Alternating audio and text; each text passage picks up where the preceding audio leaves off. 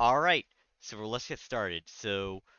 Welcome to the Auris podcast. So, tonight we'll be covering the release of the 4.4.0 update and how it is played out, along with how behavior can improve upon their future releases in this game.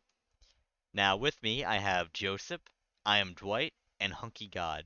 But before we get started and introduce them, one thing I wanted to cover is that tonight we have a smaller podcast, and this is due to the fact that a lot of people in general felt like a little bit more upset about this release in particular, or a lot more people were busy. So it was definitely harder to reach out to people to get like the usual podcast that we normally have. But with that being said, let's get started. So, Joseph, can you introduce yourself first?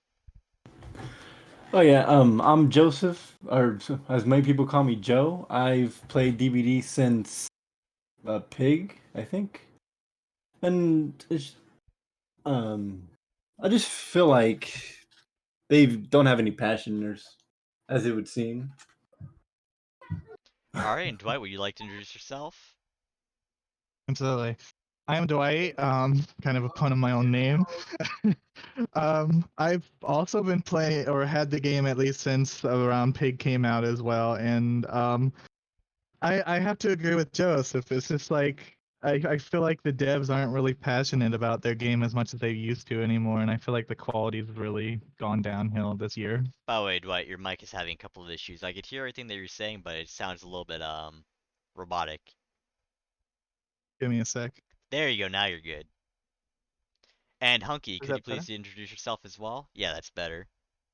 Yeah, sure. So I am HunkyGod, or Matt. You can call me whatever you prefer. I have been playing DBD since early 2017. I don't remember exactly, but I'm going through my achievements. My earliest achievements, like January 29th. I'm a competitive DBD player as well for Team Deity right now. I have been around basically to see most of it all. It just depends on what I remember, basically, and I'm very excited to talk about the latest patch today. Alright, great. So, as I mentioned before, we'll be covering the latest update, which is the 4.4.0 update, the update that introduced the twins and quite a few bugs. So, first, I would like to get started off with the killers. So, let's just talk about let's just talk about the update overall. So, with the twins, I'm pretty interested in like their power, but I do feel as if they were kind of rushed on their release. Now, I do understand why behavior would rush out their update, so I'm not going to give them shit for the fact that they had to, but with that being said, what do you all think about the new killer, and where do you all think they stand, even if they're not fully complete as of yet?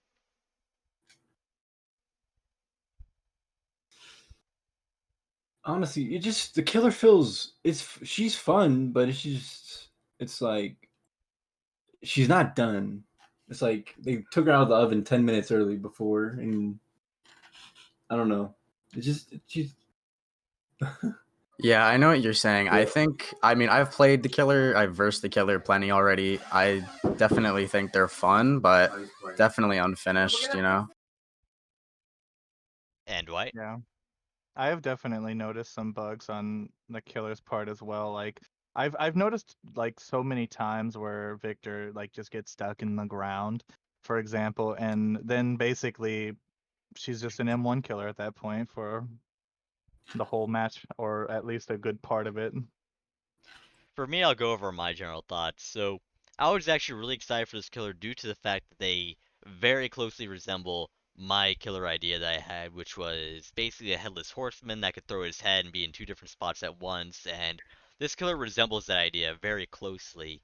However, one thing that really does concern me about this killer, outside of their bugs, is that I feel as if they have the potential to end up being really, really hated. So, say that they do finish the twins, I think they could end up being just as hated as Spirit, Deathslinger, Pyramid Head, which has me worried because they have a very slug-heavy style.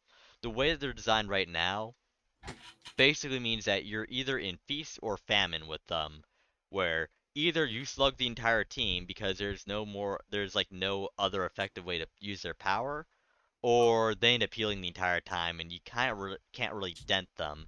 And this is not including bugs such as hits not registering or Maybe the Right. hit registers from too far, or you just spawn on the ground, So what do you all feel about their strengths or weaknesses?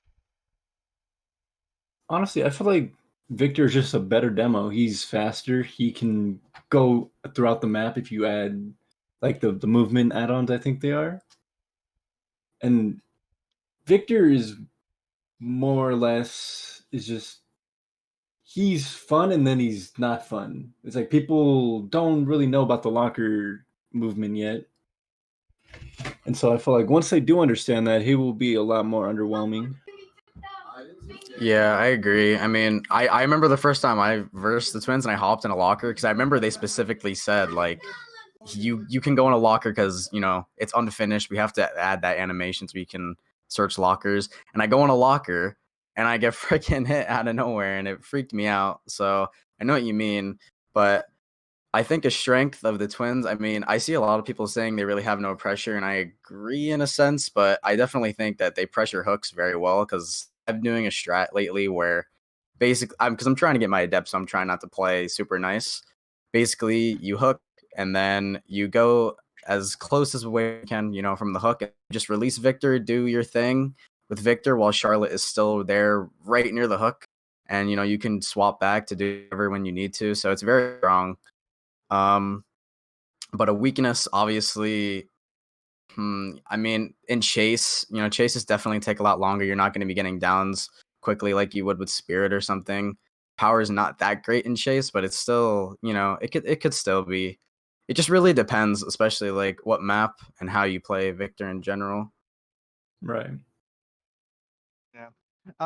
My experience, like, it's pretty much a rinse and repeat every single match whenever I get the twins. It's like, the killer either like hits you like once and then releases Victor, or like it's just they get like the bug where Victor's in the ground and then they can't do anything with him. And I think Victor is an interesting take on how the previous killers have been, but I I think I'm welcoming it so far, although Victor's like pounce hitbox is rather large.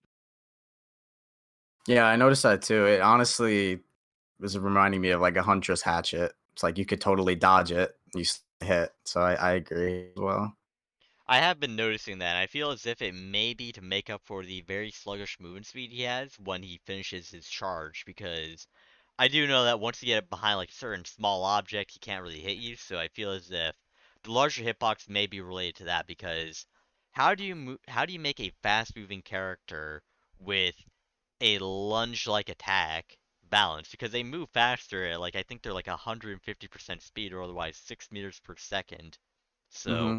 that is significantly faster. So I feel as if they're trying to find some form of a middle ground while trying to keep their high movement speed in mind. Yeah. Imagine if the killer was literally just Victor. Like that'd be freaking crazy. I mean, I feel like that's why Chucky can't be in the game. Chucky would just be literally Victor, just worse.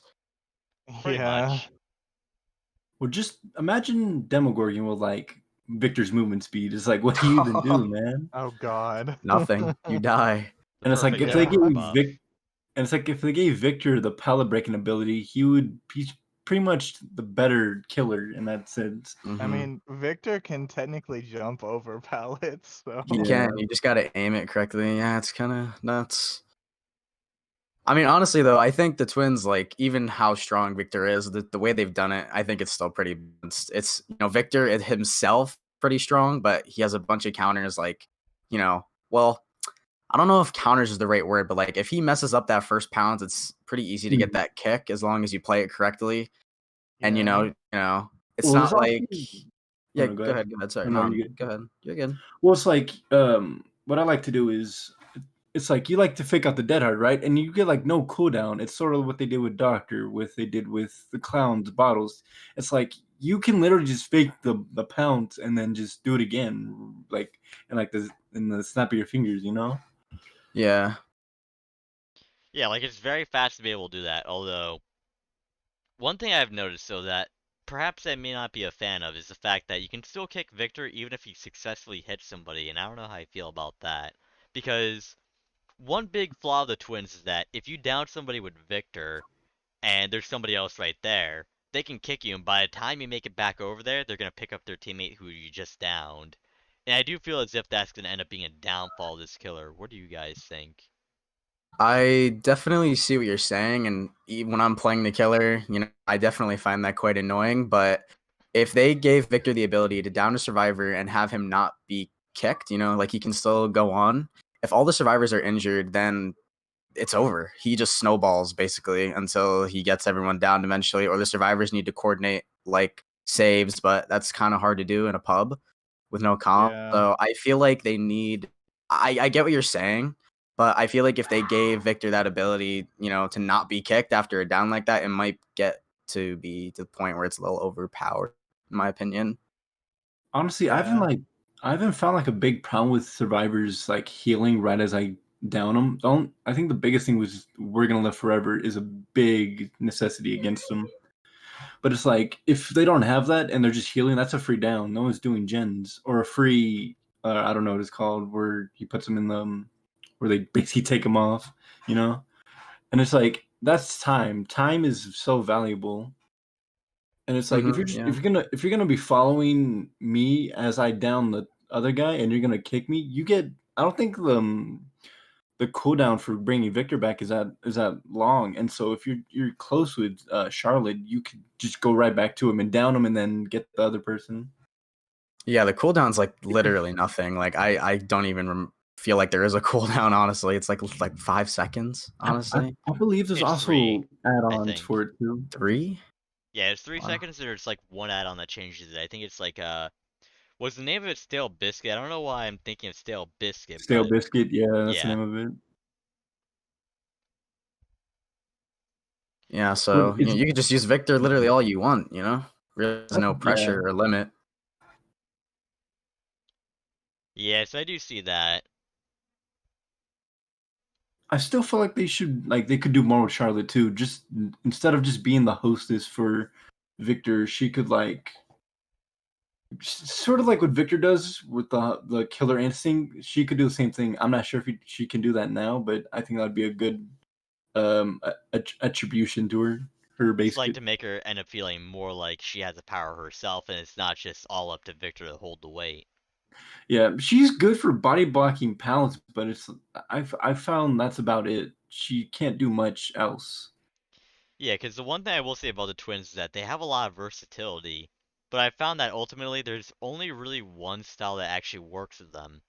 That being said, it doesn't make them worthless. It's just that I feel like when it comes to Charlotte, she really does feel like the underwhelming one of the two. When in reality, when I think of a killer that works in 2 parts, I want them both to be equally as useful because of the fact that you could even take away a little bit of power from Victor if it means making Charlotte have a little bit of a power. So that way, it's not just Charlotte's the M1 killer that occasionally body blocks, then Victor somehow carrying Charlotte and then breaking his back.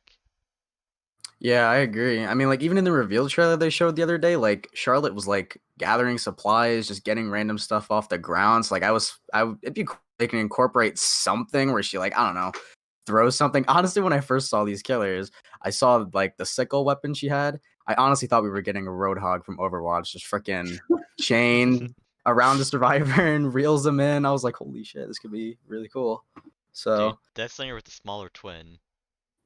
Oh my god, oh no. my gosh, you Oh can my release multiple God. victors. Imagine more than one. There's so much you could do with this Honestly, killer. if you Deathslinger with like a twin like ability, I would just I don't care. I would I take don't like think an you'd play the hour game long anymore. penalty. I would take like an Uninstall. hour long penalty for that. Dude, Just Pyramid give Head, me but the day dog. instead of him sending out his shockwave, he sends out Victor from the ground. Oh He's like a little man, Morad, just digging. Oh god.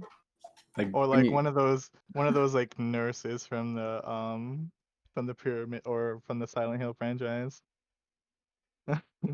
jeez, I thought when I first saw Charlotte, I thought her weapon was gonna be like a boomerang. boomerang. Yeah. So Does she like throw the boomerang or does she just hold it? she would throw the boomerang and it's just yeah. I do think a killer with some kind of like boomerang projectile would actually be pretty cool. It would have like a unique style where like maybe you could hit like multiple survivors and it comes back to you, but then it has like it has a Cooldown. cooldown. Yeah, As so it'd be long as like it's not another death slinger that brings a survivor to you. Yep. no, If instead of one survivor, it brings two to you. exactly. Or you know what? Oh, How about geez. 3 or 4? Yeah, just bring everyone. Oh Give them the man. Bubba's Oh instant down ability. God. Yeah, and Oh like boy. there'll be an add-on where it happens faster. That's all the add-ons are about. They do it like point 0.1, point 0.2, point 0.3 seconds faster, and then that's it. No more add-ons. No more chain Mm. killers, please. Yeah, I agree. Please. Yeah.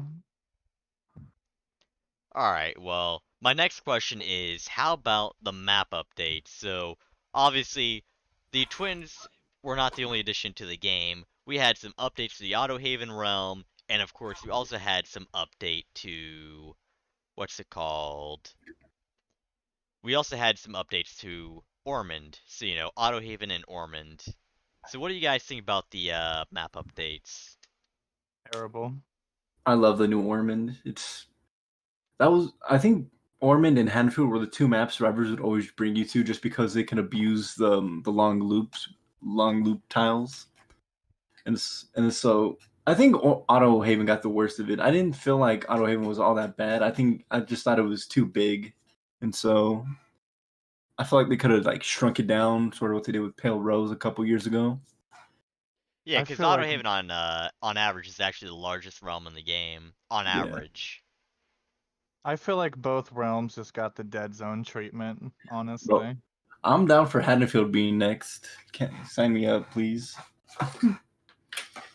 Yeah, as a survivor, main, I think I can speak for most of us here, but the Ormond visually looks great. I think everything looks better. I like the breeze, like the snow they actually have going on. Like the Yeah, that's inside main great. building looks really cool with like that fire pit thing in the middle.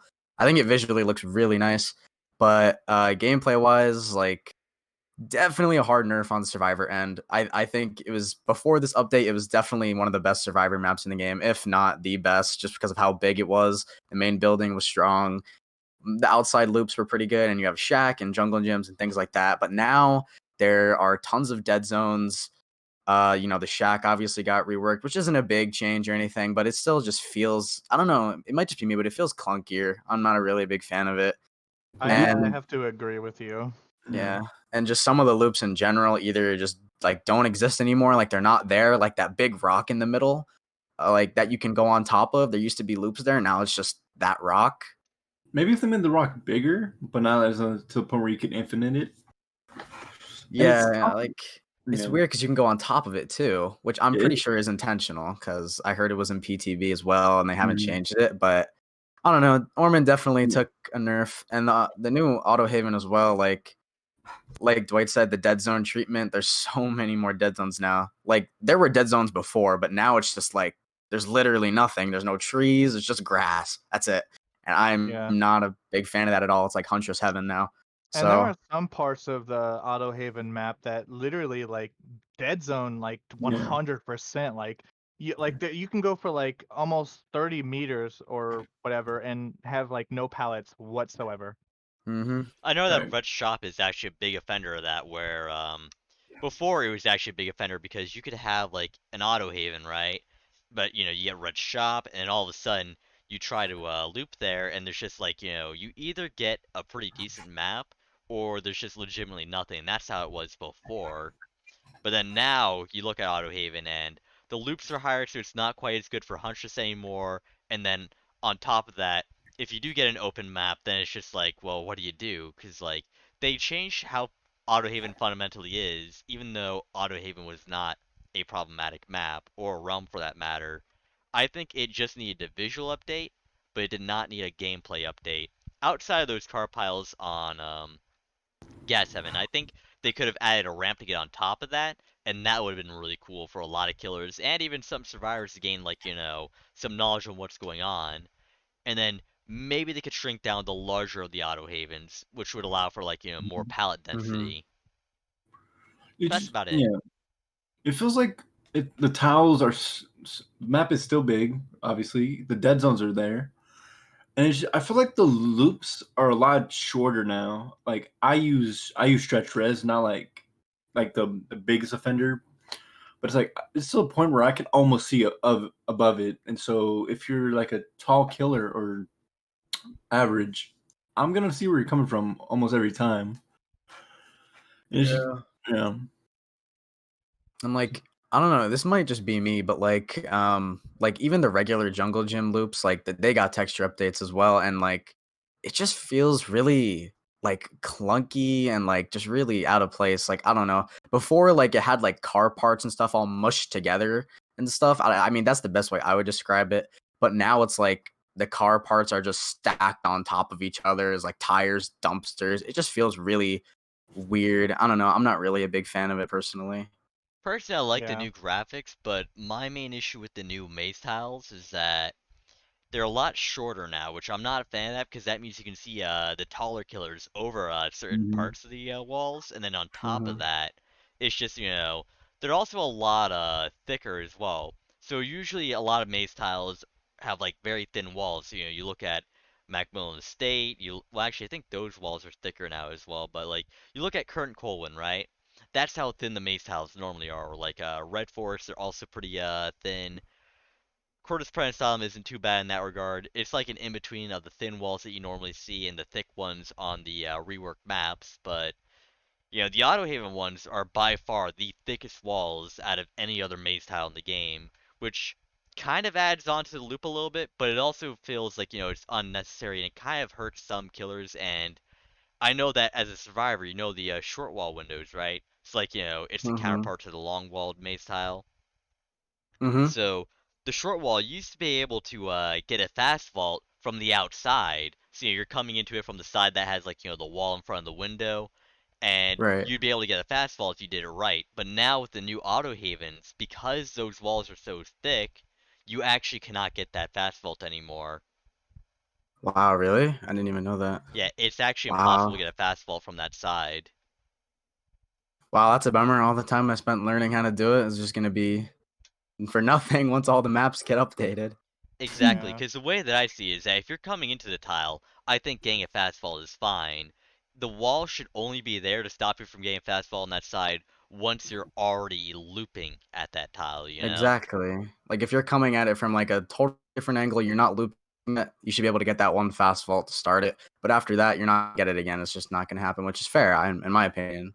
Yeah, because in my opinion like, part of learning how to play Survivor is to understand how to time the fast faults. So, like, there are some fast faults that are just simply hard to get. There are some fast faults you should understand will only be effective one time. And then there are some that are just simply very easy to understand. But part of learning Survivor is having those fast faults. So not only is it kind of like a nerf to Survivors in a way, but it's also a nerf to the skill cap as well to not be able to get that kind of a vault anymore. Yeah, I mean, I Yeah. know I know for me, like it took me a little while to actually like get pretty consistent with hitting it, like in just matches and stuff. So like now that the fact that my time and skill just spent on that is nothing, that kind of upsets me a little bit, but it could honestly be a lot worse. They could be like they I don't know, I feel like they could just make it worse on other tiles or just completely change up the maze tiles if they wanted to, but they're not, Dude, they thankfully. could So just slap a breakable wall in the middle of the window, or what, in the middle yeah, of that's what I'm in the middle of saying. a truck, like just break the truck door, easy. Mhm. And I don't know, like, if it's like, I don't know if I'm just blind or something, but I feel like on some of the long walls, like, or in some spots, like some pallets just will not spawn on the maze tiles. I don't know if that's a bug I've seen.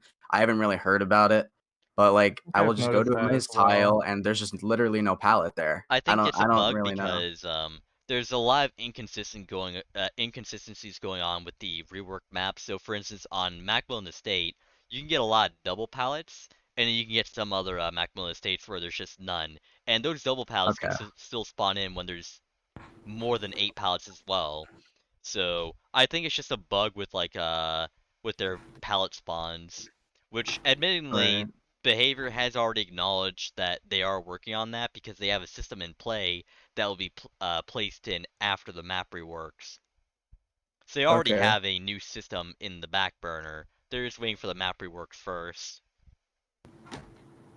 I don't know. Also, I also don't know if it's me or not, but has anyone else noticed that on the reworked maps like Ormond and Autohaven, that the killer's stain is now significantly harder to see? That might just be a you thing. I haven't noticed that yet, but to be Mm, fair, now that you said that, I might notice it next time on Autohaven. That's not something I've noticed yet, though. I yeah, I just thought the haven't map. checked that out. I don't know about Ormond, but Autohaven is a lot darker. I don't know. Like it seems darker than normal for me. Or yeah, Ormond has like a tealish color now. Mhm. I would expect Ormond to be the map where it's hard to see the red stain due to how bright the map is. That's what I would expect personally. I mean, both Yeah, that maps map have a has always tealish. been like that on Ormond. And now they just made it even brighter, or in some spots they did. So it's It gonna be even looks harder to see. like Fave Curbster has brought up that they feel like the red stain is shorter. Is that what you might mean, Dwight? Or is it Yes, that's okay? exactly what I mean. Okay, so yeah, Man, so I haven't perhaps noticed that, but yeah, I haven't noticed it yet, but I do know that on like smaller killers, they because they're so low to the ground, the stain may be shorter due to that, but it really depends on the killer that we're talking about. I don't know, it might just be like a bug perhaps, or it might actually be intended they haven't said anything, or maybe it's just like something you might have seen that you're not really too sure about. I'm not too If sure. I would have to pay attention to it more. if I remember correctly, it happened to a couple different killers I went against on the new maps and or the reworked maps, excuse me. And like yeah, like your fave Curbster said is it just feels like it's either the red stain is harder to see or it's just so much shorter where like you typically like as he said like you rely on the distance of the stain from you to know when to have to dead hard and it just feels like the killer's like so much closer to you than they were previously with the red stain on like other maps, for instance. Right. right, yeah. It could definitely be like something to do with like the coloration in the new realms versus, or sorry, the updated realms versus like the other reworks where those maps are still significantly darker than them. But then again, I feel like, the old Autohaven should have had that same issue then. Mm-hmm. Now with New Ormond, because we've been going on a little bit about Autohaven, what are our full thoughts on the new Ormond rework? I'll go over mine first, which is that I feel like Ormond did need a change, because obviously it was the most survivor-sided map in the game before. If not Haddonfield, then yeah, it's between one of those two maps, right? And I feel like Ormond definitely did need a change. However, I do think they might have gone a little bit too far with this rework. So I'll go on to a little bit of what I mean. So on Ormond, now you can have one side of the map where like nothing spawns in. There's some sides where like there's a lot of really short pallets, like those new bench pallets that they have.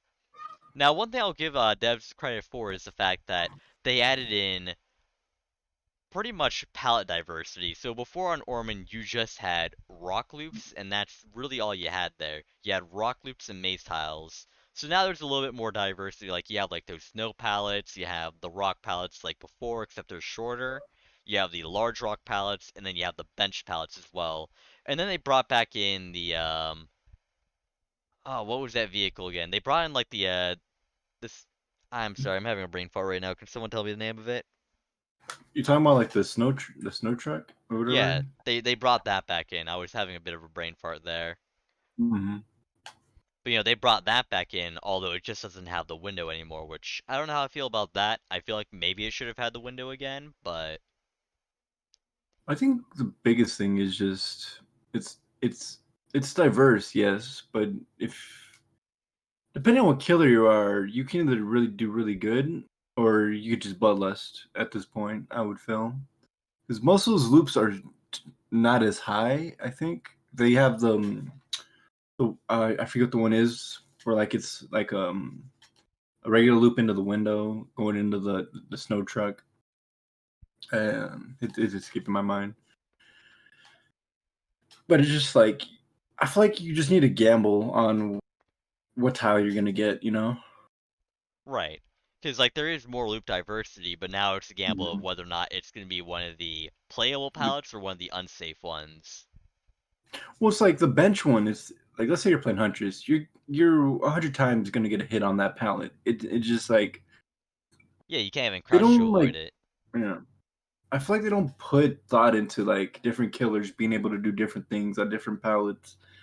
They just they just make a basic pallet, you know, Right. basic loop tile, I should say. The only thing I think they've put thought into with the new loops that we're seeing on both Autohaven and Ormond is the fact that it's just the size of the loops that they kept in mind. So like some tiles on Autohaven, for instance, are a little bit shorter. Like you remember how before they had the double truck, now it's a truck and a car, which is honestly what I wanted them to do, but they added in some extra junk with the car. So now that pallet's a tiny bit more unsafe, although it's still a safe pallet in general. And then you have the junk loops that are a little bit higher now, but they seem to be a little bit smaller. I don't know what it is. It seems like one side's shorter and one side's a tiny bit longer, so they did some kind of an adjustment there. And then on Ormond, you have a lot more shorter pallets overall. It's like they're very low to the ground. So it seems as if they did some kind of like swap between Ormond and Autohaven, where like one map, which would be Ormond in this case, is significantly more open, and Autohaven has like less line of sight at like tiles. Vamp, would you say it's like an occurring problem with them shrinking tiles entirely? I think that for some tiles they need to be shrunk down, and then some were just, very unnecessary. So I'll explain what I mean. So I think the double truck pallet was a little bit too safe due to the fact that, it's just a pallet and then once you drop it, that's it. So I think it's fine that they shrunk down that tile a little bit by having the car there instead. However, there are other tiles where you just kind of look at them and it's like, well, what's the point of that? So, for instance, on Ormond, I think that the pallets need to be smaller, but sometimes they go a little bit too far where even if the killer respects the pallet, they can still get the hit, and I think that part is not okay.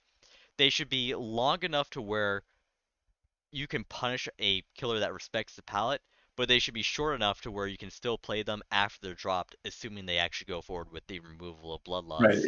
You're saying it should Yeah. be 50. Exactly. I think they should be 50-50s, but not guaranteed death or safety. You should not have Hawkins level pallets, and you should not have, let's say, getting meat plant level pallets. Right. It should not be Yeah, I on either agree. extreme.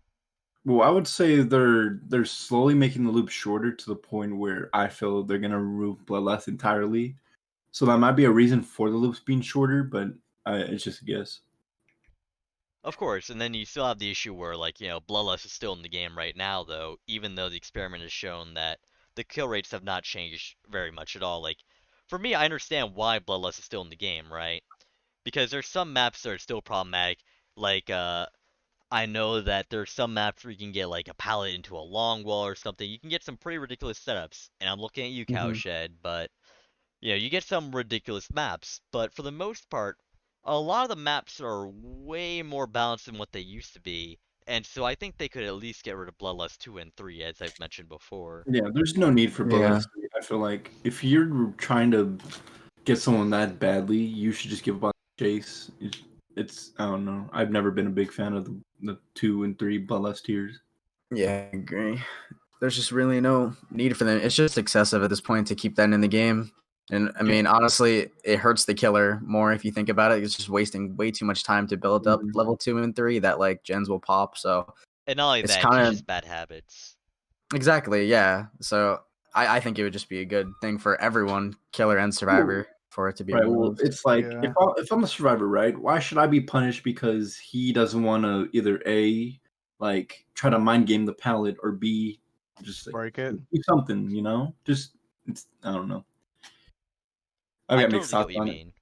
it.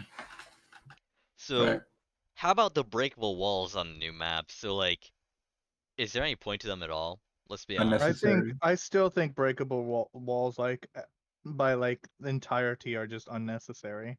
You sh- I wouldn't feel it's unnecessary if you didn't have to press spacebar. That's a lot. Like, what is it, like 3 seconds to break it? Why can't I you think just it's 2. M1? Yeah.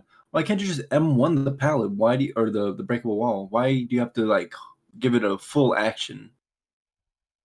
My Well, the issue. breakable walls on Ormond, like I've been playing a bunch of the maps on Ormond like offline, and I haven't broken a wall once on Ormond. Like I don't even see, I don't just see the point why they're adding them on. So like some maps, like Dead Dog or something, you have to break walls, right? But like Right. you're on this map, Ormond, like I haven't breaking a wall once. So like, why the heck to? Like, I don't know. It's Yeah. kind of pointless, And the honestly. funny part is, Oh, oh no, go sorry, ahead. the No, funny go part ahead. about the breakable walls on Ormond is that there's one breakable wall where if you get the right setup, the only thing that breakable wall leads to is another breakable wall, and that's it. Oh my goodness, really? Yeah, so Oh it's my a god. breakable wall that leads to a breakable wall that leads to a drop down. That's completely Ay ay ay. useless. Yeah, and it's where it's you when you go past the Middle Rock area, and you go to that little I don't know what it's called, but they put a breakable wall on a drop down. Like, why would you waste time breaking that? You know, Mm-hmm. The only it's breakable wall that I can see that's really unnecessary. actually useful is the breakable wall by the staircase, and that's only because it makes it easier to get between one room and another, and that's literally it.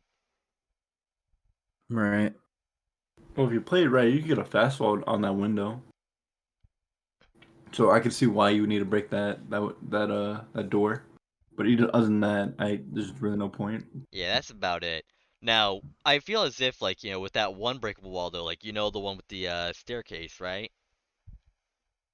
I feel like that was just a missed opportunity to have a potential pallet spawn there as opposed to a breakable wall.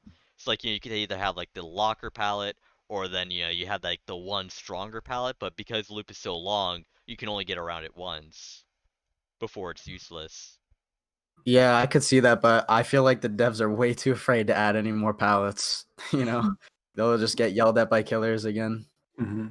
Or it's like they could add like one safe palette like on both sides, not like to a point where you could loop it for an infinite, but just so you could get like if the killer's right on you, you could just drop that pallet right away and it's boom, it's done with like on the entrance where the stairs are. Yeah. But I feel like there could be problems with that as well.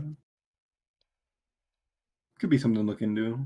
The one thing I do feel like would be like a good idea for them to look into is that it's okay to have safe palettes. Like you can have some of them. I don't think a map should only be safe palettes, but one thing I've thought of is that you would have your maze tiles and then your shack, and then maybe a couple of filler palettes, and those would be your safe ones. So say you get a map with like 4 maze tiles, 2 filler palettes, and then shack, you would have like 7 safe palettes, right?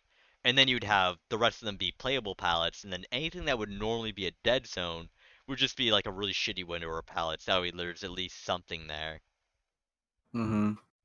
Because at that point, I don't think anybody would complain, because I think what makes killers hate palettes is the fact that most of the time a lot of them are just safe filler palettes, so it's like, where's the gameplay in that? But then for survivors, if it's nothing but dead zones, then you end up asking the same question to the other extreme, where it's like, well, where's the fun in that, right? Right. Yeah, just gotta balance it Yeah. out. Exactly. I think there's a way where they can make everybody happy, or at least make more people happy with the map design. Because the biggest problem in Dead by Daylight has always been, and will probably continue to be, the map design. Oh yeah, I can definitely see it because the map it affects everything. Doesn't matter what killer you get or whatever, survivor, whatever. If you have a shitty map setup, you're not going anywhere. It Yeah. like they have these ideas where they sound good in thought, but when you put them on paper, it needs a lot more thought into it rather than just put it down. You know? In practice, they can end up just, falling apart. Right. And I think I really can't help but feel like I've said this before. Is I just feel like almost every map change this entire year has just been like a huge nerf to Survivor.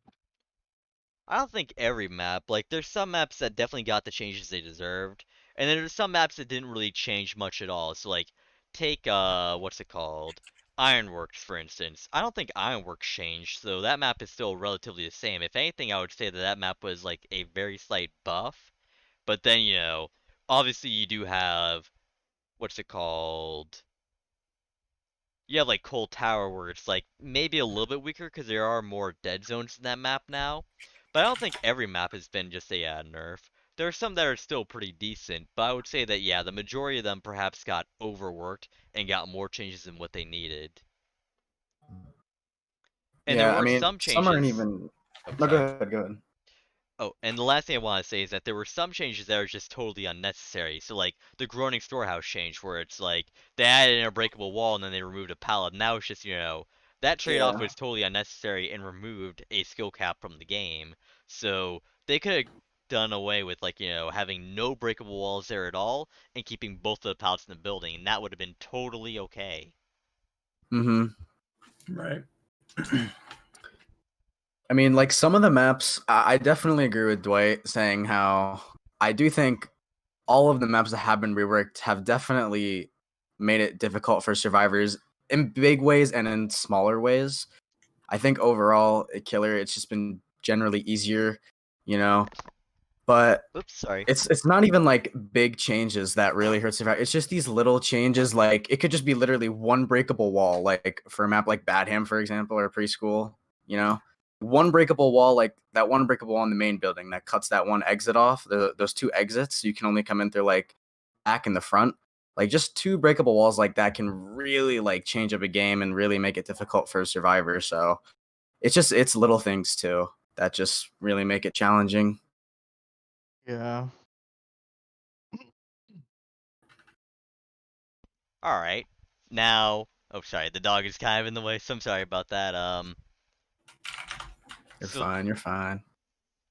the other thing I would like to go over though are the perks. What do we feel about, like, how do we feel about the new perks? I know that some of them are bugged and it makes it really hard to make an opinion on some of them, like such as Hoarder, because I was actually looking forward to running that perk with Franklin's for like tracking, because you pick up the item, I know where you're at. It actually becomes like pretty decent information, but that perk is obviously bugged. And Mm-hmm. then I think there's another perk that's bugged, but I don't remember which one it was. I think it's appraisal, right? I don't know. I Now, don't. one it might be bugged. Is it the other survival? Because there's a hoarder, appraisal, and then deception. So if it's the other survival, I know deception isn't bugged from what I know. I haven't seen it It's not be bugged, but I bugging think the out or text might be anything. incorrect. Oh, okay. Yes, I think that's what they said. But there was like one other perk that was bugged, and I couldn't remember which one it was. Oh, sorry, it's coup de grace, Um. where if you use up a token, sometimes it doesn't update. My bad. Oh yeah, I feel like I've noticed that actually. But I think now that you mention it, I'm just realizing because I've been trying to go for Adept Twins for so long and I can't get it. So I've been running those 3 perks, and I've noticed that now that you mention it. Huh? Interesting. So how do we feel about the perks? I think they're fine. I think they're fine. I really like the new Survivor one, Deception. That is like that's such a good perk because it's not really overpowered or anything like Dead Hard or DS or anything like that. It can actually work, when it Mhm. works, it works. It's just a fun perk to use in general. It's not a weak perk, it's not an overpowered perk. It's just fun. I think that we need more perks like that, Yeah, it's like a better version of Pebble or Yeah. the one UE perk. I think it is. I'm not sure. I think you can just Diversion, be yeah. a galaxy brain with I'm a deception red and keeping herring. quiet. Yeah, I've seen so many clips of that. Oh no, Deception is definitely has some uses. Like even like before it came out for a while, I've been actually successfully fooling a lot of killers by like where I have perfect line of sight. So like I literally run and then pretty much walk once I get past the locker, and they 9 times out of 10 actually check the locker. Yeah, it's great. It's such a satisfying moment to see that happen. or This perk just makes that so much easier now. have you Mhm. tried it with a head-on yet? I need to. No. I haven't, but I'm definitely planning on it. Yeah, it's like you fake the locker, then you go on the one next to it. It's just Yeah. I'm so confused with like what. Yeah, that'll be fun. Yeah, I just think that's such a good perk. And even the killer perks, like I'm not really too sure how I feel about them, you I know? think Impression is the best one. Coup de grace Yeah. was good in PTB, but they nerfed it. So Yeah, they nerfed it like a lot. I feel as if the nerf was definitely very unnecessary to coup de grace, where it's Mhm. like, they're scared, dude. They're scared to do these changes because of like perks like DS being in the game. I would feel like they're just scared to make that same mistake. Yeah. yeah, and I can see where they don't want a perk to be the difference between a winner or lose, right? Like, that's totally fair. However, I do think they were definitely way too afraid of coup de grace, where it's to the point where it's like, well, what was the point of making the perk then, right? Mhm. Exactly. Yeah. So, in my opinion, what I think they could have done was one or two things, right? So they could have kept it at 100% and then it would be whenever a generator gets done. Or they could have kept the 60% value, but you gain a token whenever you hook somebody instead. So it's weaker, but you gain more uses out of it. Yeah, And I that could was see my that. thoughts. Because it's either you, 60% for every hook. yeah, Like you get a token for every single. Okay, that could be. Mhm. Sounds like. I mean, that sounds good, but like, that'd be a. Because like it wouldn't be because you'd have to earn it, you know. yeah.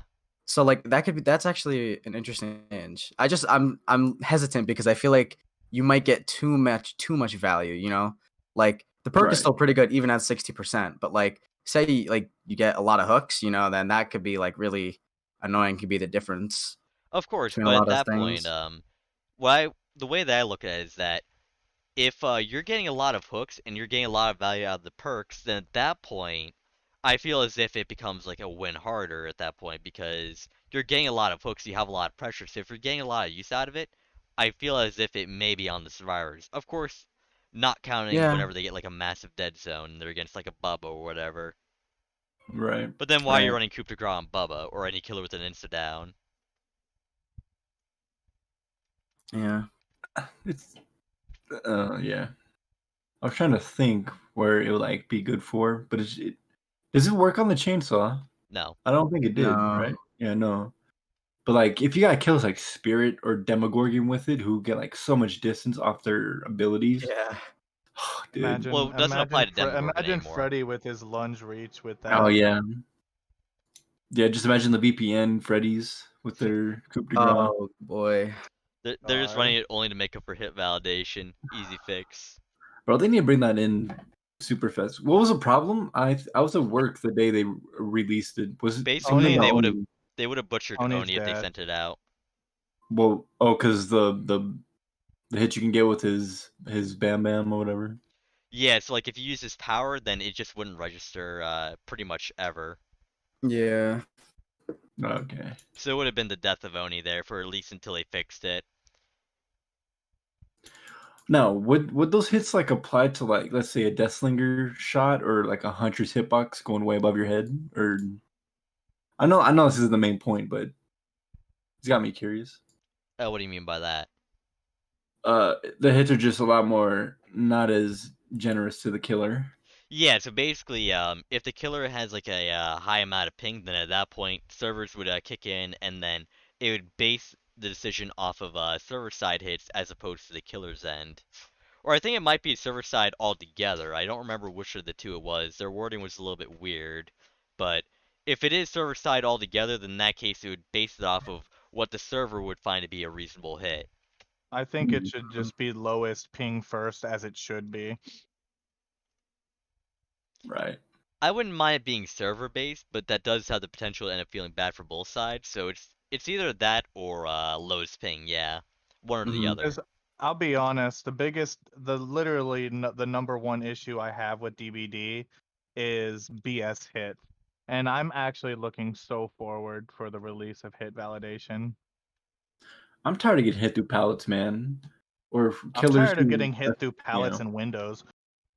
Yeah. Aren't we all? same.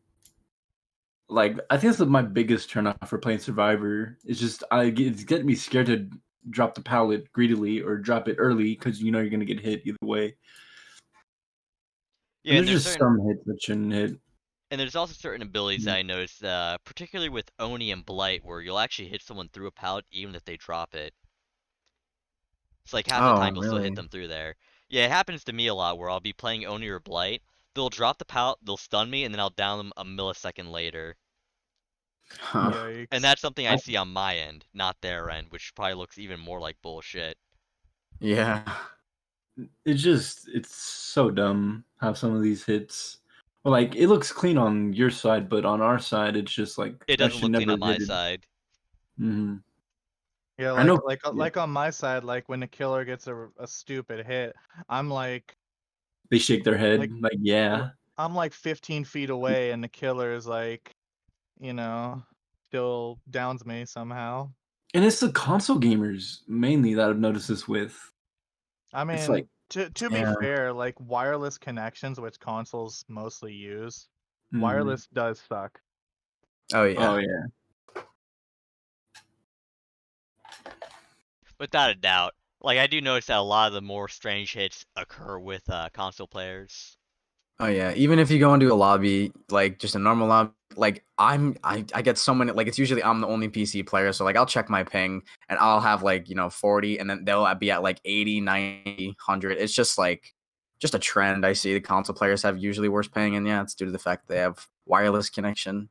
I So, really wish, and I've seen a suggestion before, but I really wish that they would show the killer's ping in the lobby. Yeah, why don't they do that? Because they're afraid people are just gonna keep dodging because of how shit their internet is. Probably. yeah. Well, at that point though, it's on the player to make sure they have a good internet connection because the devs have actually said this before, where if your internet connection is really bad, then it's not their fault that your internet company sucks, you know? Mhm. Yeah. Like, your company sucks because they suck, and you should probably work something out with them. Mm-hmm.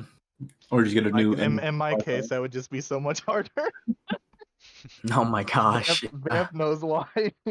Yep. Don't they make you sign contracts or whatever? I Like think some Spectrum, of them I do, know but not does all. that. Hmm. I think some of them have deals that are like a contract where it's like, all right, you get a discount if you stay with us for this long, but I think that's how they do it here. But with that being said, I do feel as if it is on the player and they do have an obligation to have a good internet connection, not just for their sake to actually have a proper internet connection, but also for the sake of everybody else who wants to have fun with the game. And when you're getting hit from a mile away, sometimes it's funny if it's bullshit enough for both sides, but then there's a certain level of it where it's just bullshit enough to where it's just annoying. Mm-hmm. Yeah. Like Have y'all? Oh, go ahead. Sorry. if I get hit from the other side of Shack, I'm gonna laugh at that and then be annoyed afterwards. But if I get hit like a second after I drop a pallet, then that's gonna be the level where it starts to become annoying, where it's like, yeah, okay, game. Yeah. Right, and there's also the argument where I've had sometimes I'll go into a game, right, and it's like I'll check my internet's fine, and then I'll go into a game and I'll just like the red bar of death that shows up and I'll be like lagging everywhere, and this is I don't know if it's me, if it's my internet, or if it's just the server going to crap, and it's like how do you tell that apart, you know? It's Right. like yeah. For a while, I thought my internet connection was actually being problematic because of the fact that I would have some cases where I would have an icon showing up saying, "Hey, you're lagging right now," and it's not like Yeah. FPS lag, but it'd be like internet lag. I know that oh, I can't remember. I think it was like actually OBS. I don't remember. But they have like a notification saying whenever it's detecting lag, and for a while I didn't realize it was just talking about like your connection to the game that you're in because that's what it appeared to be. Where whenever I had that symbol pop up, my internet connection would be totally fine, but the server I would be on would actually start lagging, and so after a while I pieced together. I was like, oh, it was telling me that my connection to this server was crap. Huh. Yeah, and then like I've submitted tickets and I was like, oh well, it's your internet. It's not the server. It's your internet. And it's like, oh, the speed test. The speed test says I have fine internet.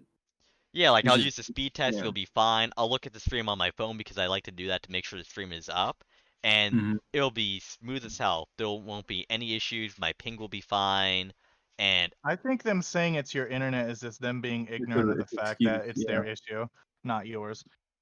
Yeah.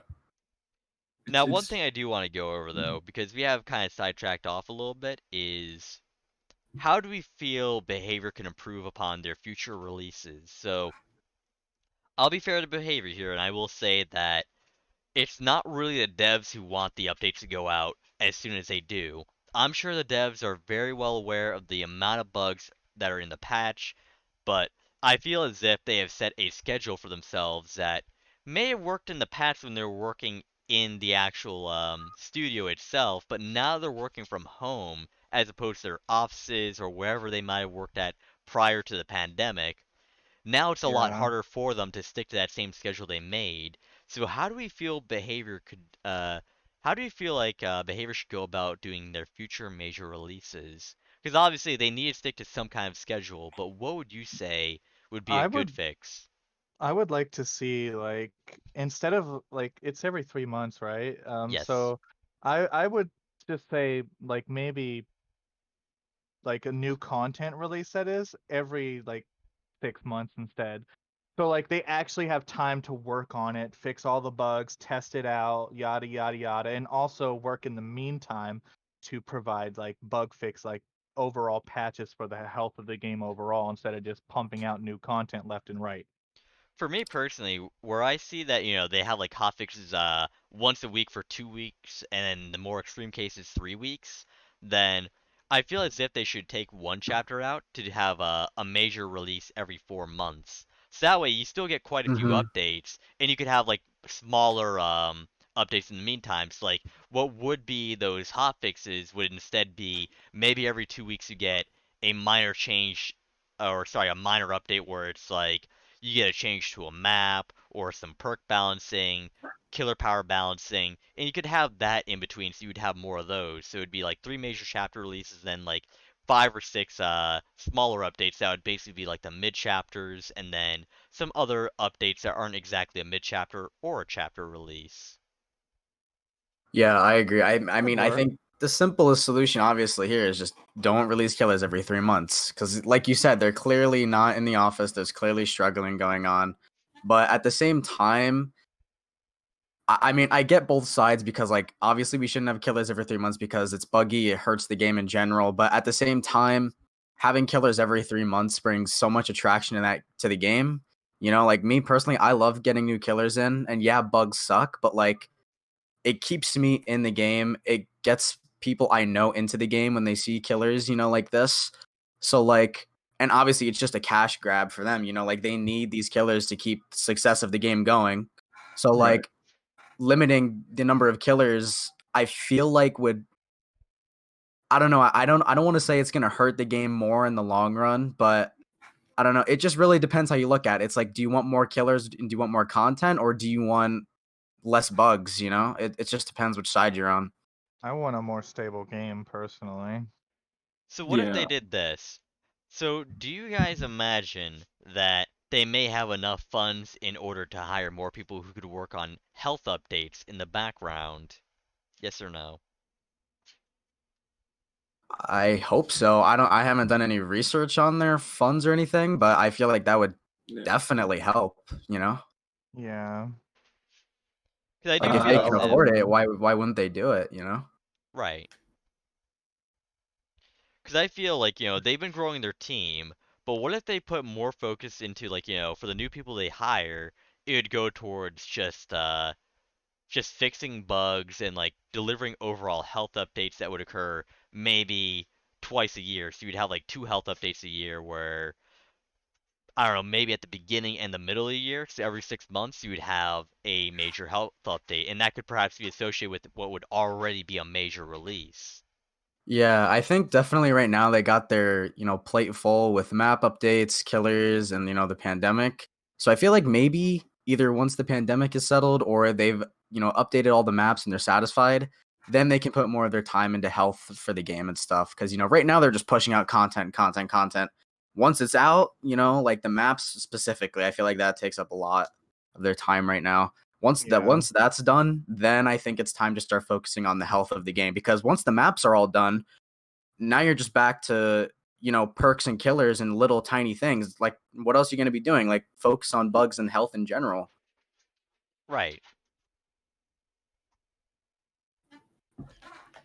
All right. Do we have any other thoughts here that have not been brought up yet?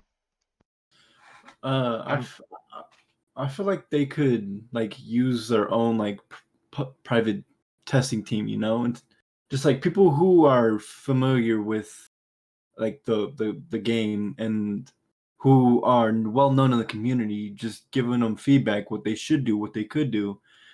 I always be seeing like people giving good ideas, and it's just like I feel like behavior could do good from that. Yeah, I agree, and I've actually heard that idea floating around a little bit where they just, they want people who are in the community that are well known for being good at the game, or at least knowledgeable, to give their thoughts. That way, even if they don't fix the bugs, right, where it's like, they aren't Mm. able to find all the bugs, there's at least one other clear benefit where behavior at least wouldn't have to waste their time on a concept that just simply wouldn't work. Or if they do have a flawed concept that can be fixed, they can know the problem sooner, so that way that is still less wasted time. Mm-hmm. And it's like they could do that for their fog whispers. I'm sure they could, but it's like they don't seem to want to. It feels like. Well, I wouldn't say just fog whispers, Mm, which, I think a vast majority of them are very knowledgeable in the game, right? mm, There's no denying that, because why else would they be fog whispers? Like, they've played the game a lot, they're known for playing the game a lot. Now, whether or not they're good, well, that's subjective, because not everybody needs to be good at the game. However, the reason why I bring this up is because not every good player is a fog whisperer. There are some really knowledgeable players that either have not been given a chance yet, or may simply never get a chance at all. So, for instance, take Zubat, for instance. Because he's been banned in the past, Mm-hmm. he can't be a Fog Whisperer yet. We all know that he's a very good player that knows his shit. right. Right. Yeah. Yeah. So Being a fog whisperer is just like you have to play the game a lot, and you have to be a good kid. You have to. The devs, you basically have to do everything right. You can't do anything wrong to be a Yeah. fog whisperer. yeah, and then So- Yeah. the other You thing, pretty much can't even complain about the game either. Yeah, you have to when you're a fog whisperer, you're fully committing to this game. You're basically like signing a contract with the devs, saying like, "Yeah, I'll be a good kid, and I won't say anything bad. I'll get anyone to play this game." And Yeah. that's why even I know it'll never happen, but like I was ever offered the chance to be a fog whisperer, I would probably be like, "Yeah, no, I want to No. voice my opinion." well, I think I some of think- them actually have in the Mm. past, and they haven't been affected. I think it more so goes on about if you begin like directly bashing the devs and calling them like stupid and shit. Well, I mean, It's actually kind of funny you mention that. Like, this is kind of off topic, but I've seen a fair bit of criticism like increase recently, where a lot of DVD mods actually kind of take it personally when people say the devs, like literally. What we True. want us to call them. Well, I That's think what it's we like go it's for not anymore. like an attack. It's just saying like, "Oh, come on, devs." It's Yeah, not like it's the devs' responsibility to fix the bugs. It's their game. They made the game. Like, what else are you gonna refer to? exactly, yeah. yeah, I get what you mean. The behaviors, is that what we want to start calling them? The behaviors, the employees. I think it's just one of those really similar cases where it's you have this whole thing where some people just don't know what the devs want to see and what they don't want to see because they're just trying to do their responsibilities. But it ends up being the same case as, let's say, Twitter, where it's like you have one controversial thing that's said, but then everyone will flock to talk down about it instead of the people who it's actually directed to, who may or may not actually be fine with that. So it's kind of the case of people who aren't the devs, they hear something they don't like, and then they don't know if the devs will actually take that well or not. And I think it's a matter of, alright, if the devs don't like it, I feel as if they should say it themselves. Like, they have Yeah. the power to speak up. Mhm. And a problem I have with it is like if you can't handle like any form of negative criticism, you should not be in that kind of position where you can basically shut down said criticism. Well, it's like Yeah. the baby comment. It's like, oh, I think there was like a situation where they were banning everyone in their chat or their Discord chat just because they said, "Oh, baby." Like, I understand the maliciousness in the term. Oh, well, we're gonna kick babies. It's just like, Yeah, like, you obviously Yeah. don't want to go around Mhm. saying that, but at the same Yeah. time, is it something But- you ban someone for? like, I feel like they could just say it and they give a warning and then just be, all right, well, we gave you a warning, you're banned now. Yeah, because But- I can see why, like, they wouldn't want it to be said, because obviously it wasn't their intention to create a baby, or something that looks like one, I should say, but Little person. with that being said, I do think that, maybe there could have been a better way to address it. And I will acknowledge that. There could have been a better way to address that in general. Well, Yeah, it's like, definitely. I feel like they also dig themselves a grave. Just if you look at some of the add-ons for the twins, it's like, oh, baby teeth or bottle or I don't know what that thing is, the maraca. I don't know. They back themselves in a corner for sure. Yeah, perhaps they may have gone a little bit too far into that, and I think that, they definitely hurt themselves by making such add-ons. That being Yeah. said, I think this is going to be one of those things where it sucks when you hear about it, but it'll probably die out soon anyways. Or maybe it won't. You never know. People hold grudges for a long time, dude. They do. But that's really all I have to go on about. That's how I think they can improve their schedule with, perhaps putting less focus on major releases where it wouldn't even be that long of a wait. It would just be like, 4 months between new powers. That's what I was trying to say, like, Mhm. new killers and whatnot. And then you could have other updates. But that being said, I also do understand the fact that new killers do bring in new players, and with new players, you grow the community. But Mhm. I think that if they were to continue with the schedule they have now, they should use the money they get from the new players or even the returning players in order to hire more people who can work on Mhm. health updates. So, Yeah. Yeah. if nothing else at all, I would keep that in mind and have a health update every 6 months that would come out with a major release. Right. Mm-hmm. Yeah. And speaking of that, I think we're also coming up on a licensed killer too. Isn't that like their forte, like two like original killers, and then they go to one license? Yeah, they So have a I goal think to have two licensed and two originals, which is hmm what they did last year, and now they want to do it again this year. So we'll see what they do with that. I would feel like because based off the next DLC is gonna see how if people are gonna stay or just gonna go to a new game. Yeah, like with this DLC, I feel like there's a bit of a pass, with everything going on and such.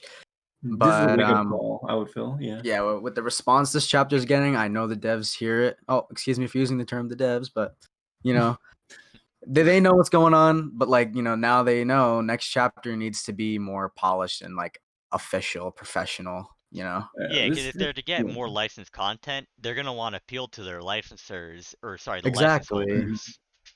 Yeah. Yeah, they don't want to say to the licensed people, yeah, we're gonna put this guy in our game, but everyone's gonna hate him because we're gonna design him terribly and make him a pain in the butt to play and play Yeah. against. And that So reflects back on the company, doesn't it?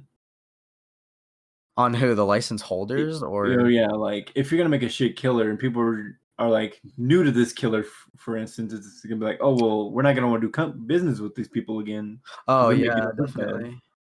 Yeah. It's like most people don't even know who Candyman is, and if this is the first time, I'm not speculating, but let's say this next killer is Candyman, and he's a shit killer. He's the clown of new, you know.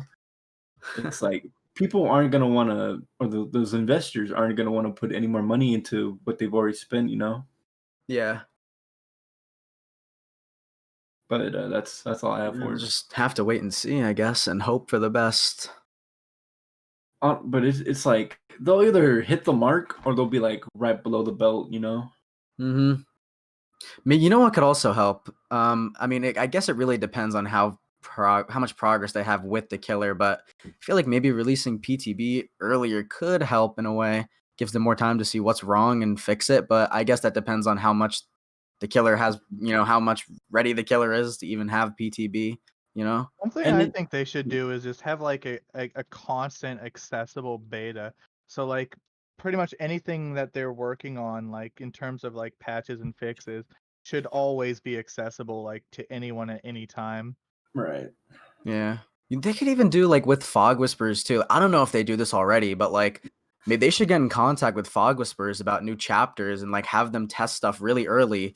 And since they're the knowledgeable players, Fog Whispers, they could give really good feedback to the devs on what I to think fix they or something. I think they used to do that to an extent because I know that some would have information that other people simply would not have.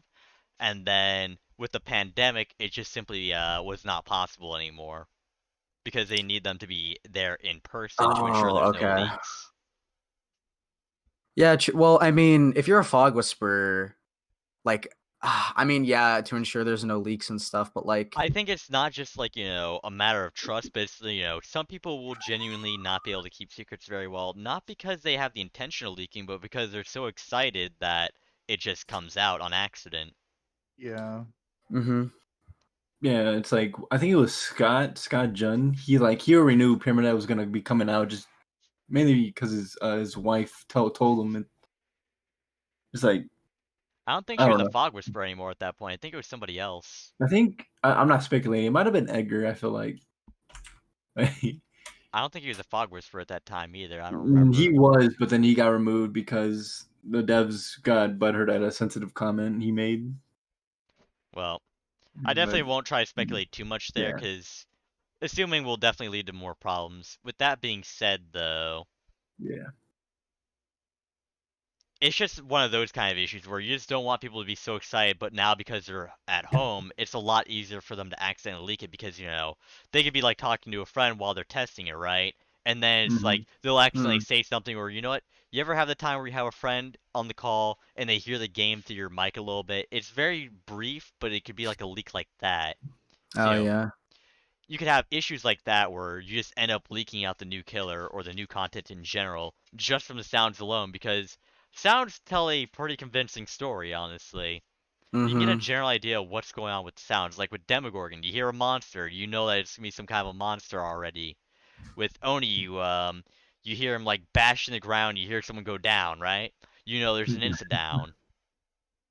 Right. Yeah. Especially if you didn't hear any groans of pain before. You can lie and say, oh, you see, they had iron will, so they didn't make any sounds while they were injured. But then you had the issue of, well, what were the other sounds? Yeah. Well, Mm. it's like you can speculate, but that doesn't mean anything if the killer doesn't perform to like above average standards. Right. It's like Ghostface came out. I think he was so cool, and then you play him, and it's just like, oh well, they hear me going to my shroud, and it's like, oh, they don't even, all they have to do is like look at me, and I'm out of it. Oh God, yeah, I remember that.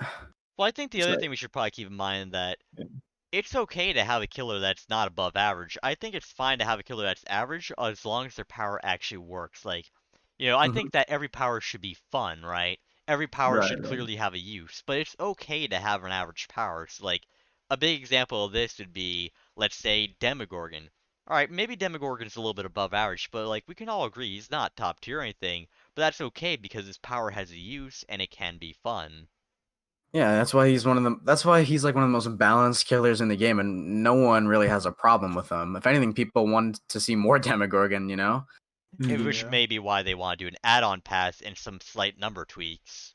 Right. Yeah, Yeah. I'm surprised more people don't play him. Like when he first came out, they added the pallet thing, and it's like he's fun. I don't understand why there's not more demo players out there.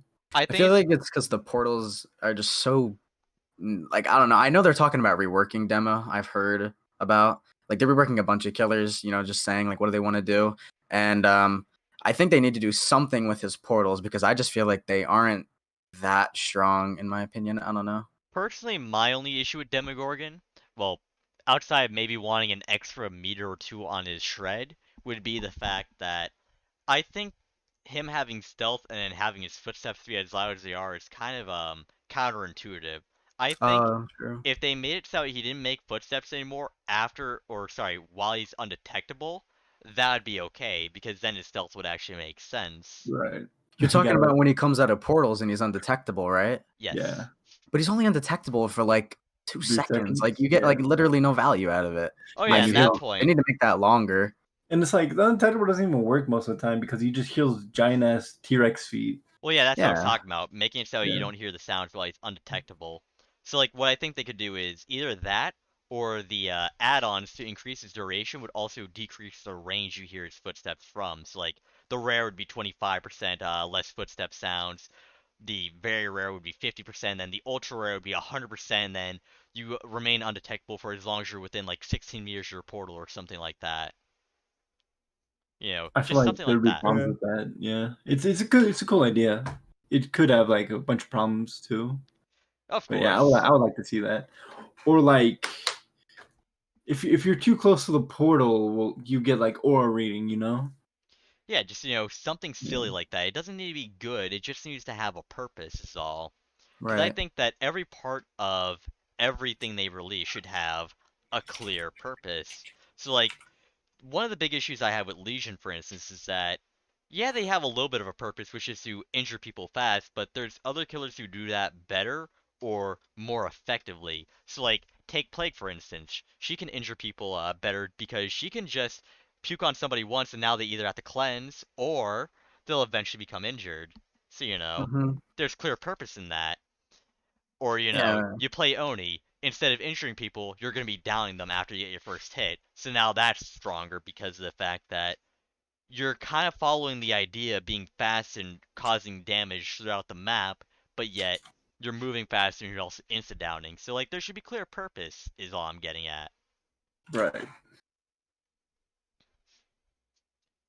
So I think it's important, and like another example would be with perks, right? So like if you're running Thrill the Hunt or Undying, obviously you're gonna go for Undying because that's just significantly better because although it doesn't reduce cleansing speed, it basically means you're wasting time and the totem gets to live for longer as well, which is effectively its own game delay Mm-hmm. on Mm-hmm. top of whatever else you're running that's making them want to cleanse in the first place.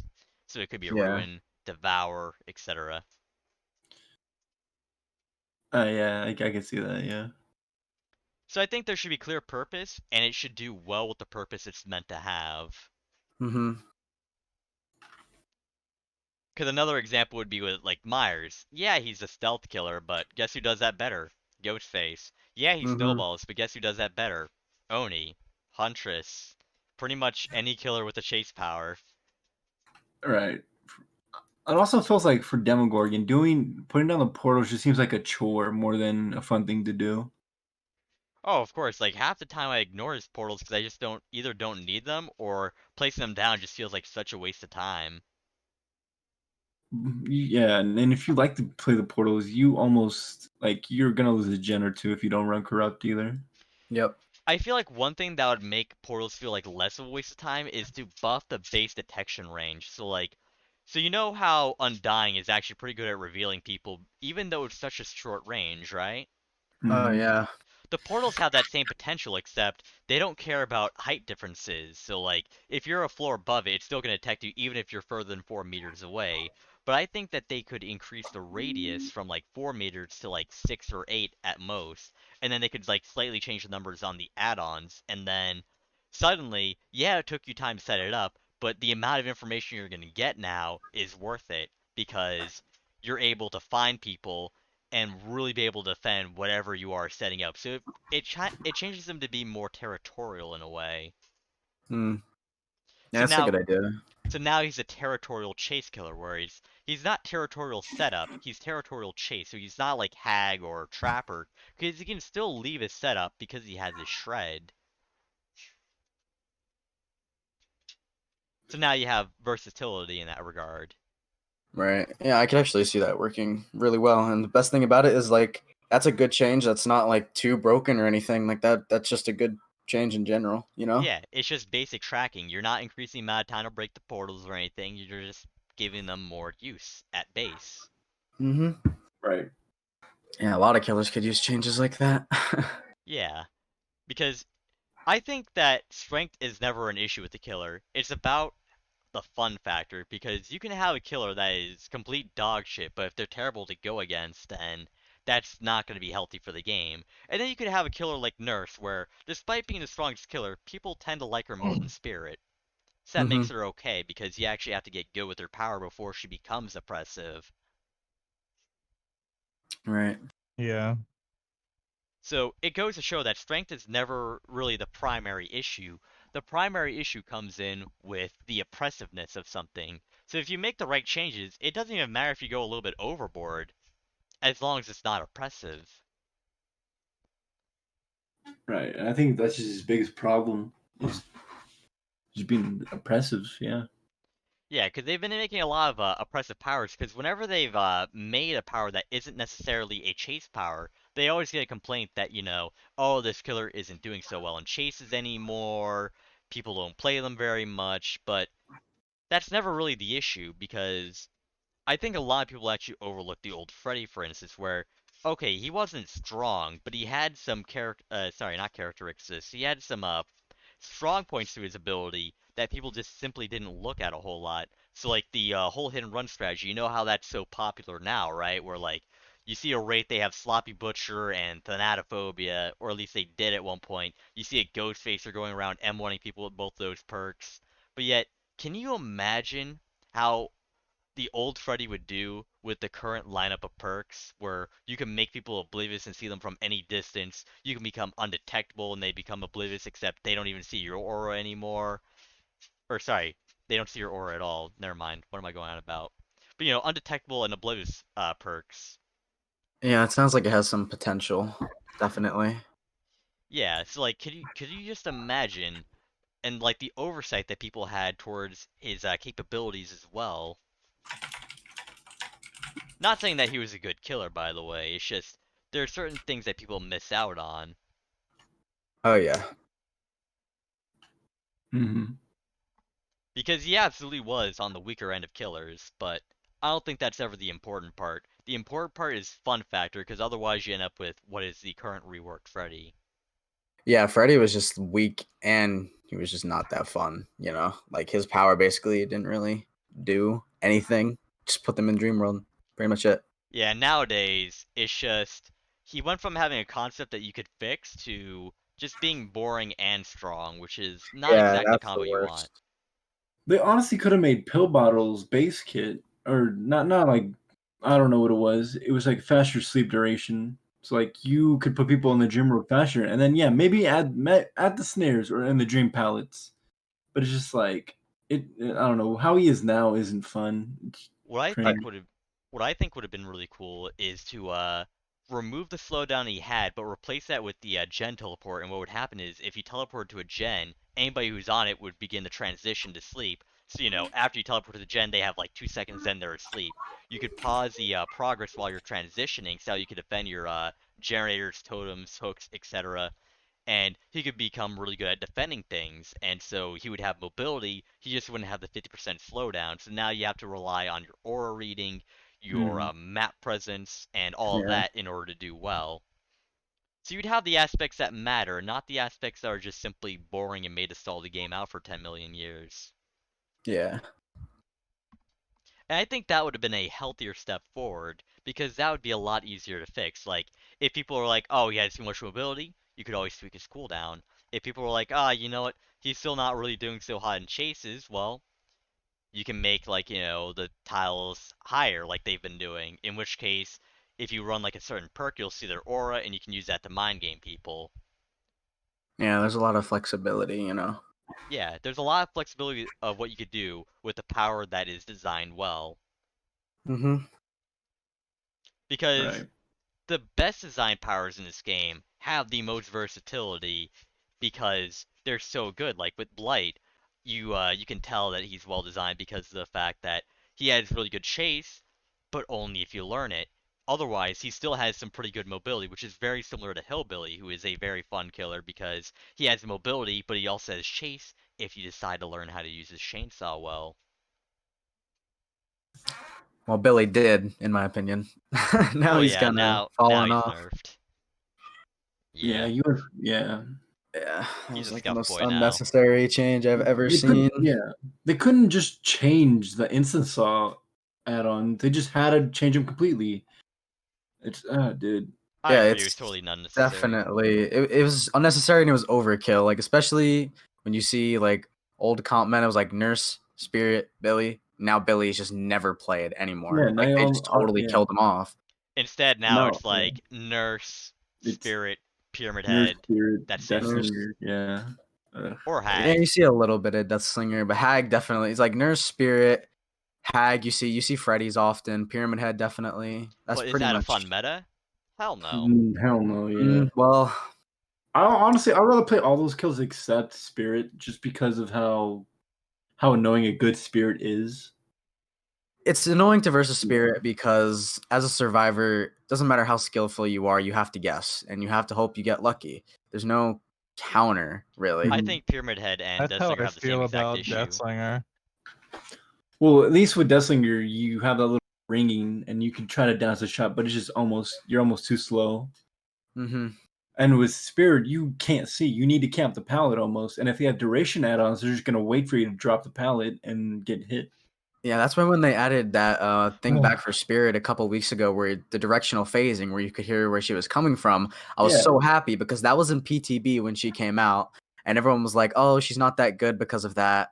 And you know they Yeah. brought it, and then they changed that one thing. That's it. All they changed, they got rid of the directional phasing, and you couldn't hear when she was phasing in the heartbeat. It's Just from funny, those yeah. two changes, she's now like the second best killer in the Yeah. game. It's funny how fast they changed it back too. Like, you ever like find how weird it is how they take forever to fix something, but when it's this, it's like, oh yeah, we gotta fix this immediately. Yeah, I know. Meanwhile, it was like one of the most liked bugs of all times. It's like, well, I know, man, no. because it was like it actually meant like she's not broken anymore. She's not. It's not Yeah. just skill. It's not just luck. I mean, there's something you can do. Yeah, all the spearmans complained that day. They made Reddit posts. Of The course they thing here did. is that some of them were When, also man, I fine with it. can't. Like, I knew some Definitely spirit not. mains were like, oh yeah, I'm totally fine with this. This doesn't change me because being It's the aware of shit it means ones that that you can complain.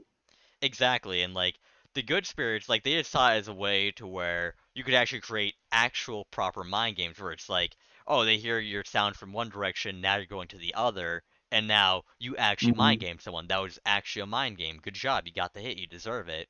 You didn't just hold Exactly. down W on your keyboard.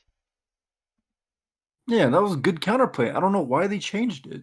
I don't know why. Like when they should have just kept that in. I don't know why they said it was a bug. Like, Because gosh. half the player base complained. Yeah, it's just so Oh sad. I well, really now I hope they can't rework play. her eventually. Because I think Honestly, out of all the yeah, killers, she desperately. I mean, obviously, there's some killers that are just not played at all. Like Clown, obviously, he needs like killers yeah, like that. But then yeah. there's killers like Spirit that are just broken and like need reworking because they're just not I'll fair. say she. The one thing that I think Spirit could be good without is that passive phasing. It's like, why does she need it? It just fucks with you Yeah, a lot more than how, like, you get. It's basically a double-edged sword because if she stands still, she uses her ability, yeah. But if she doesn't and she does that passive, it's like you hesitate. That little hesitation is gonna get you hit, right. and that's one thing I suffer with a lot. Is just that passive phasing on her. Oh yeah, no, Mm-hmm. like I think it's a really cool effect, but ultimately it hurts gameplay because neither the spirit or the survivor know what's going on with that. Like, I think if they made her power less oppressive, what they could Mm-hmm. do is they could keep the passive phasing, but in a different way where let's say you know how killers have like some of them have like two abilities, one you can have with M2 and one you can have with control, right? Mm-hmm. So how you would activate passive phasing would be, assuming that they did actually make her more fun to go against, what you do is you tap control, and what that would do is it would consume, let's say, 15% of your power bar, and you can use it even when you're not fully off a cooldown yet. And what that would do is it would make you passively phase, and you could use that as a mind game that you're aware of, and the survivor can feel better knowing that they actually had some kind of input in order to pull that off, so now they don't feel as Right. bad about it. Mm-hmm. And that would be my Yeah. idea. So it's like you nerf her oppressiveness, but then you add to her power by letting her do more with it. Right. Or it's like I like the idea where like if she took like 50% gets taken up for her power, yeah, and she can make like a decoy, sort of how she spirits do, where they stand still. But in this case, like the spirit is moving, not, but like not to the point where you don't know if it's her or not, but like to the point where you can make a guess. Well, okay, well she just went this way, but she's keeps continuously going in one direction. You know, I feel Mm-hmm. like that would be a fun mind game because it's sort of like, oh, did she phase? Did she leave me completely? Am I still in a chase? Right. Yeah. Just, to make her more fun, because I think the most fun killers have the greatest amount of versatility with their power. Mm-hmm. Oh, definitely. Well, Some powers are just annoying. I feel like too, like you have Doctor's ability, the Pyramid Head, Deathslinger is a big one there. It just there's not as many fun powers out there as I think there could be. and then you have the longest term offender, which is Hag, who has actually been pretty Mm-hmm. unfun from the start, but, with Yeah, her buffs. ever since her and Trapper got the speed buff, she's just been top tier. Mm-hmm. And And it's then people found out that you could bind your scroll wheel or any button that makes faster input, and now she's just a lot stronger. I'm gonna be honest, whenever I play her in comp, I still just mash control. Yeah, that's what I hear I a don't lot really of scroll people wheel. do. It's just easier. Well, It's I can't do scroll wheel because like my scroll wheel basically completely stops when I let go of it. The reason why I don't like scroll wheels is no. because I lose control when I'll actually be able to hit someone. So like, I like that when I mash control, I have control of whether or not I can make the decision that I need to make. So like, some people purposely pop traps just to get your attention. If I'm in the middle of the Mhm. swing and I have scroll wheel going off, that's not okay. So like it gives me more control to see what's going on before I just accidentally teleport to 3 different traps because I can stop me mashing control way more easily than I can stop my scroll wheel. The difference is only Well, like half a second or maybe even less than that, but it's noticeable. well, I I feel like feel I like could say, yeah. most hag mains just constantly scroll their wheel. Well, it's like I'm barely even touching my scroll wheel. Like I'll touch it for like a second, and then I'll teleport, and I could say the same thing you said, Vampa, but with scroll wheel. And it's just I'm not like turning it to completely. I'm like barely even touching it, and I get my teleport off. It's stupid, but it's effective. Mm-hmm. Yeah. I think it does come down to preference, but my preference has always been Mhm. mashing control. My keyboard's gone through too much. I'm trying to keep it alive for a little bit longer. Fair. Well, I do think we got a little bit sidetracked here. So was there anything else that we wanted to go on about, like how behavior can improve on their major releases? Uh, we said like just like postpone release and just give them like their own team, whatever. So we had like multiple different solutions, one of which Yeah, was to delay their major releases and to have more smaller updates in between that time. The other solution was keep their schedule, but use the money that they get from new players and returning players in order to get more people for a health team that'd be able to update the game. And then as a final measure, get a group of experienced players, Fog Whisperer or not, who yeah, understand the game. So that way, it may not deal with the bugs related to the game, but it would let them know what they should be putting their time into and whether or not something is a good idea or not. Yep. hmm Yeah. Because cutting down on wasted time is another very effective way to make sure you have enough time to make your update good. Because right, immediately knowing that 3 concepts aren't good for the game will make it so that way they don't have to waste their time on those 3 concepts. So now more time is being put into the one that more people actually liked. Mm-hmm.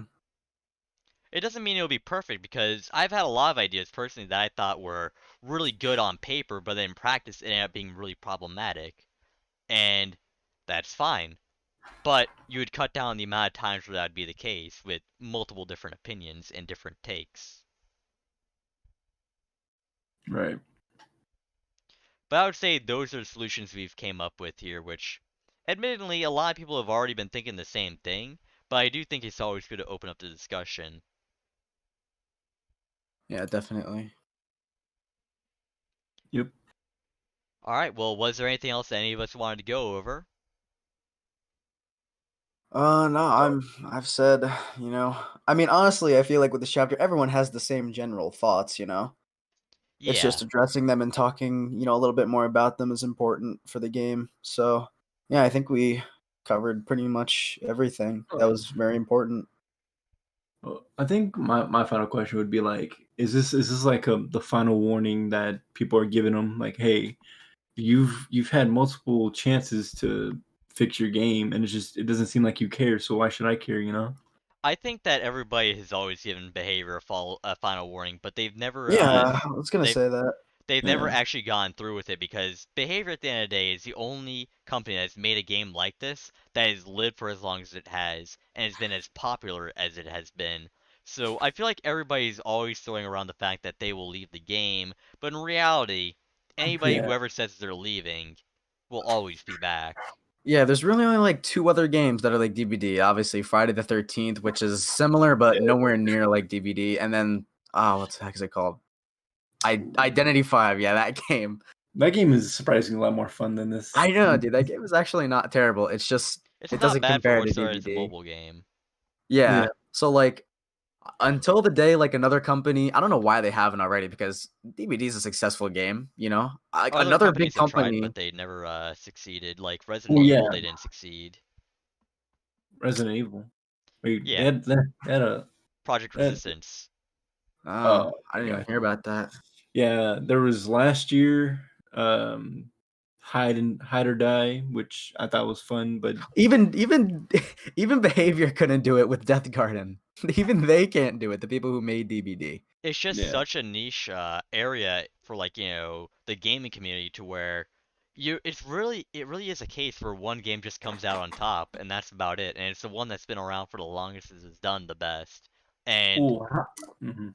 somehow they nailed the right idea one time, and now it's the only way that a game like this can actually last for so long from what we understand right now. Yeah, like how would behavior do with competition? You know? I think the only way you're gonna get competition for DBD is if you're gonna have to make a game. Some big company is gonna have to come around. They're gonna have to do something like DBD, and then I think if you want to compete with DBD, you're gonna have to get like Right. big streamers or something to just play it. You know, because think about it. Like Among Us, for example, game was dead. No one really played it. Streamers play it. Boom, instant popularity. You know. Yeah. If you get something like that done just to bring attention to the game, then all of a sudden DBD has competition, you know? Well, it also needs to be something that's fun as well. Like you Oh could yeah, have, I'm not saying it can be a trash game and streamers play it and people will it's got to be a good Yeah. game like by a big company, you know? Mm-hmm. It Well, just same needs to thing- be done yeah. right. Like like I could say the same thing about Phasmo too. A lot of DVD streamers have switched over to Phasmo just because it's like it's something new, fun, and it's I don't know. It's similar. It's in that same genre, you know, Yeah. like horror and stuff. and you also Mhm. need a new change of pants like you did when you first played DVD. Oh yeah, once you play DVD a couple times, it's like you're used to it. You don't get scared as easily as you did before. Oh yeah. Yeah. I barely even stream, and I've pretty much switched completely to Phasmo myself. Mm-hmm. Just because I find the game so much more fun, and like you can literally like curse at the ghost and not be mad. But at DVD, you're pretty much Nice cursing one. at the game because you are mad. Yeah. Yeah, back in the day, you were actually terrified of Trapper, and now like, oh, it's Trapper. Just watch out for the traps. Yeah, right? Dude, just disarm the trap. It's that easy. Look, you can even walk over it while I put my finger over it without even touching it. Do it. Or just dead hard over the trap. Oh yeah, that used to be Yeah. a big thing. Oh, it's Wraith. Let me shine my magical beam at him. That'll get him. But yeah, like you kind of lose the fear factor of the game, which is totally okay. I think Dead by Daylight is better known as a chase-based game than it is a horror game. Yeah, It's better. yeah. It's better fit that way. Mhm. It just has horror elements, which is fine Yeah. because that just means aesthetically the game is going to be amazing in that regard. Because they never disappoint with the aesthetics. Mm-hmm. Right.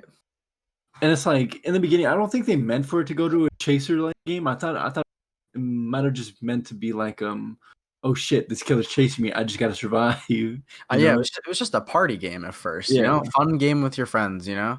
Mhm. And then it just grew into something bigger and they just kind of rolled with it. Yeah, and I think now perhaps this may be the biggest Mhm. problem of all. They just never expected the game to blow up because they accidentally hit the landmark for asymmetrical games. Like they accidentally made a perfect concept without even realizing they made that How do you concept. accidentally do something? It happens a lot more than you would think. That's crazy. Sometimes it takes one accident to actually make something good. Yeah, like Deathslinger. Yeah.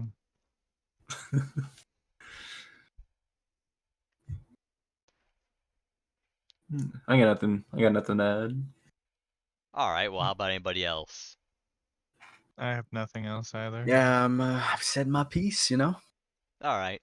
Well, as I said, this one was going to be a shorter podcast because unfortunately, I do feel as if a lot more people were definitely upset about the release and they didn't feel like they were in the right state of mind to talk about the status of Dead by Daylight as of this patch, which is understandable, and it was also just a busy weekend overall. So I hope you all enjoyed our mini podcast, which I'll have up on YouTube some hours after this is over because YouTube takes forever to process a video. With that being said, it's been a pleasure having you all on, and hopefully I can have you all on again soon. Yeah, thank you for Yeah, having for us. sure. It's been a pleasure. Thank you. Yeah. It's been awesome. And next week, we'll also be going over Huntress. So next week will be the start of a new thing I want to do where we talk about specific killers. So I think tomorrow so far, not tomorrow, my bad, not so soon. So next week we'll be talking with Queen Kuro, Moody, and a few other Huntress mains to get an idea of how Huntress has evolved with the game. So we'll be doing that next Saturday at 8 p.m. Eastern. I hope you all have a fantastic night. Thank you for stopping by.